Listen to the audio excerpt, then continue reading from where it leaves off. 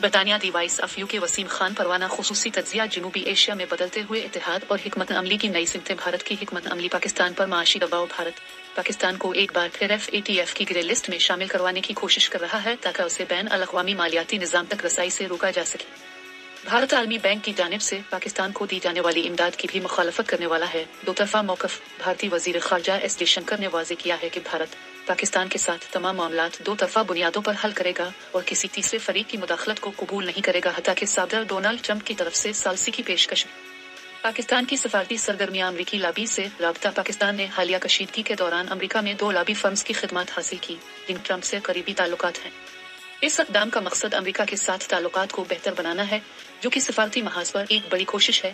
چین کی حکمت عملی فوجی ساز و سامان کی کامیابی پاکستان کے زیر استعمال چینی لڑاکا طیارہ J-10C نے ایک بھارتی رافیل کو مار گرایا، جس سے چین کو عالمی اسلحہ مارکیٹ میں تقویت ملی ہے۔ سفارتی توازن چین نے عوامی طور پر بھارت اور پاکستان کو تحمل کا مظاہرہ کرنے کا مشورہ دیا ہے تاکہ خطے میں استحکام قائم رہے اور بھارت امریکہ کے قریب نہ ہو۔ ایران کی ثالثی کی پیشکش مصالحت کی کوشش ایران کے وزیر خارجہ سید عباس عراقچی نے بھارت اور پاکستان کے درمیان ثالثی کی پیشکش کی ہے تاکہ دونوں ممالک میں مفاہمت پیدا ہو اور کشیدگی کم کی جا سکے۔ عالمی ردعمل اور علاقائی اثرات تحمل کی اپیل اقوام متحدہ، چین، روس اور دیگر عالمی طاقتوں نے دونوں ممالک سے کہا ہے کہ وہ تحمل کا مظاہرہ کریں اور مسئلے کا پرامن حل تلاش کریں۔ علاقائی فورمز پر اثر بھارت اور پاکستان کے درمیان کشیدگی شنگھائی تعاون تنظیم SCO جیسے علاقائی فورمز کی افادیت پر سوال اٹھا رہی ہے، جس سے گروپ کے اہداف متاثر ہو سکتے ہیں۔